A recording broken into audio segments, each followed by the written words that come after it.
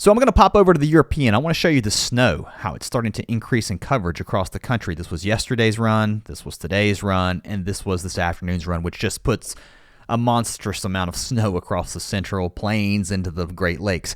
The idea, though, that the storm track changes and it puts the snow into this region, in my mind, is starting to grow as we start to see a weather pattern shift. And if you look at the ensemble guidance, this is the chance of seeing more than 3 inches of snow.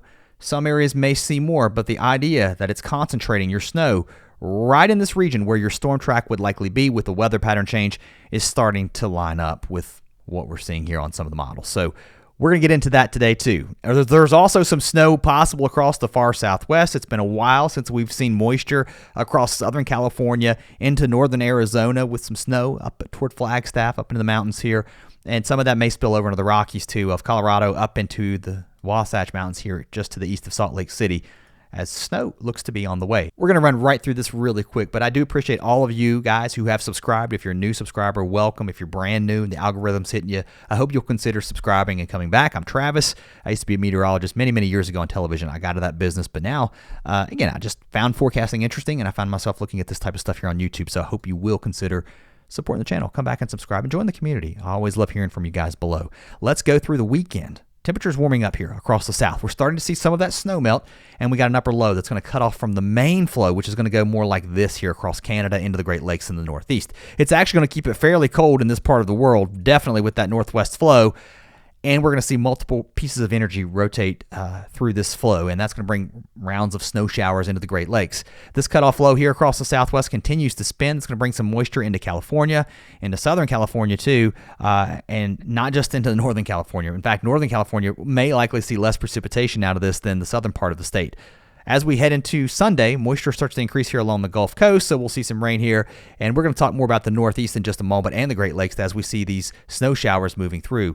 This cutoff low continues to spin across the far southwest. Look how long it meanders and just kind of lingers through Tuesday. We keep the showers here with some southerly flow, warming things up here across the Central Plains. Out ahead of this, we're bringing the moisture north too. And that is where things get really interesting. And I think something else that needs to be watched too. You're going to have a trough move through here. If you can get an area of low pressure, a clipper, if you will, swing through the northeast, it might deepen as it gets close to the coast, and that could put some heavy snow into the northeast. It's going to bring an Arctic chill, again, to parts of the Great Lakes, down into the mid-Atlantic. It's not going to put the snow into the mid-Atlantic places like Maryland, down towards eastern Virginia, but if you get up here into the mountains and really downwind of the Great Lakes, more snow on the way here, and that could last for a few days. And this is where things get really interesting. As this upper low here spins to the east, an area of surface low pressure tries to get organized, but then it stacks on top of this upper low. At least that's what the modeling is trying to do. And now you get this weird area of snow. I will tell you, these cutoff lows are super hard to track because imagine this area here that's just spinning like this, right? You've got your winds just pinwheeling around, and your main flow of air is up here, right? What's driving this? Not a lot. There's nothing to move it along like most of your storms. It's just kind of moving in this fluid atmosphere that we live in. And now you're really just having a hard time with the models digging into where this is going to go. So more to come on that. But the idea that, again, our storm's path sets up here as we head into February is starting to grow, and we're definitely seeing that pattern on the European, also the GFS. This is a look at the precipitation through the weekend, a little bit closer here into the northeast. Again, some snow showers moving through the Great Lakes. We'll get another round heading into Sunday too, especially into parts of southern Ontario, and some snow here off of Lake Ontario as well. There's more ice starting to form on Lake Erie, so the snow shower activity and the lake effect not as strong as what we're seeing just to the northeast here. And then more rain starting to pick up here across the south as we head into Monday and Tuesday. And there comes your Arctic air. One blast moves through the northeast heading into Tuesday, with a secondary system. This is the stronger one, the Clipper system that moves through midweek, definitely a little more robust. That could put some heavier snow here into the northeast, and as we said, downwind of the Great Lakes, and maybe even as far south as the southern Appalachians. Snow totals over the next couple of days. Here's a quick look. We'll time it out as we head through Saturday afternoon and evening. This is what we're looking at. Most places, just a couple of inches. However, some places into the UP could see a couple of inches, and even into parts of the lower peninsula of Michigan, a few inches here too, with the heaviest snow up into Ontario. But this really isn't really a lot compared to what we could be seeing this time of year. As we head into Monday, more snow moves in here. These are the totals, so we continue to just pile the snow up. This is by Wednesday. Some areas could see a foot or more of snow with 3, 4 rounds of snow. Pretty wild to look at that set up across the Great Lakes. Back to the west. Here's where things get, again, interesting across California. That's going to put some snow here into the Sierra and into Southern California. Some rain here, too. The concern, I think, would be with the burn scar areas. There could be some rapid runoff. And you're even going to get snow as low as 3,500 feet here across Southern California as this really cold pocket of air moves pretty much right over Southern California, Los Angeles, and then down towards San Diego. Eventually, it moves inland here and across parts of Arizona. That instability will cause the rain and snow showers here. There's not a tremendous amount of moisture, but there will be enough instability, again, for some precipitation. Temperatures on Saturday starting off cold across the plains, but we're warming up across Texas, back into the upper 60s, close to 70 for places like Austin down to Houston. Still cold here up across Kansas, north of that.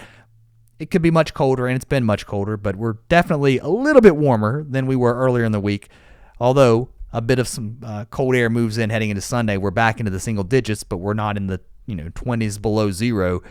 Temperatures as we head into next week do start to moderate and really warm up here across the plains. Now we're pushing 50 all the way up into parts of Nebraska as we head into Monday. Further to the east, the cold air here is starting to retreat. Temperatures on Saturday morning starting off relatively cold, especially across the northeast, with single digits to below zero temperatures expected here. As we move into Saturday afternoon, temperatures warming up here across the deep south. We're back into the 50s across Louisiana. You can see where that snow is still on the ground in some areas across southern Georgia, even South Carolina and Alabama and Florida being modeled out with temperatures held back into the 40s in some cases.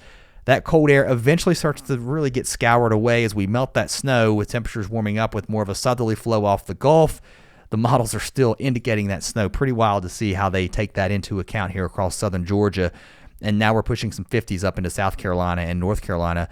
Cold, though, here across the Great Lakes into the mid-Atlantic and the Northeast, with temperatures falling back below freezing after a bit of a brief warm-up. And then here comes another blast of cold air. We've talked about that heading into Tuesday. This is going to target the Northeast. It's not headed toward the Gulf. We're in more of a westerly flow here aloft and also at the surface. So temperatures could actually get pretty warm as we head into Wednesday.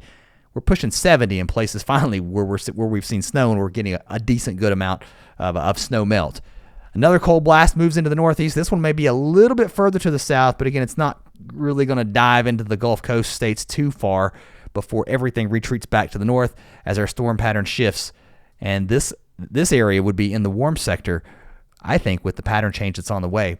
If you look at the long-term European weeklies, this is the ensemble guidance. Takes an idea of, maybe how much snow we could see over the next 45 days, or this is really the 46-day snow total.